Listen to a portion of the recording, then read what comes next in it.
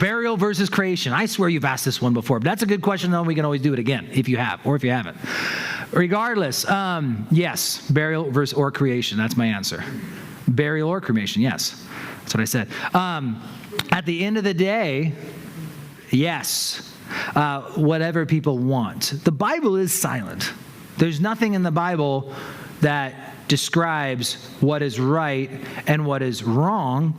The Jews do have a tradition of burial, and they all face one direction so they can face the Lord when he comes. They all want to be right there on the gigantic Jewish seminary on the Mount of Olives. And I mean, there's things like that. There are traditions, and there are church traditions.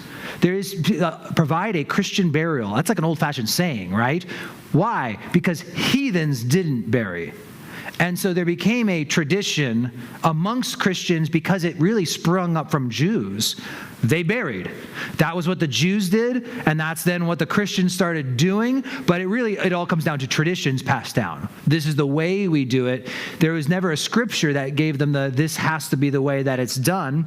If you want to be really more authentic to a Jewish one, right? They put you in the box, and then once you deteriorate and disintegrate enough, they take your bones and put your bones in a smaller box, right? So the little ossuaries are only they're as big as a femur.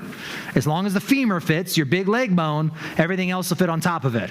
And they have those little tiny boxes. You can go see those little ossuaries in little Jewish cemeteries. But you think about a burial at sea, right, where they put them over the side of the ship, and every other situation. It is what it is. And obviously we've had how many people die naturally, but in a fire. They die in a fire. They die into this, and God will settle it all in the end. God is so smart. He can assemble your atoms.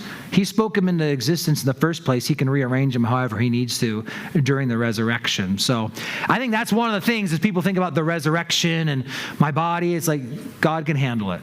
But that might be one of maybe some of the logical tracking people have had. But scripturally, there's nothing obligating us to one way or the other. Most of us, I think, are on the discounted, whatever we can get cheapest, right? Save our family some money.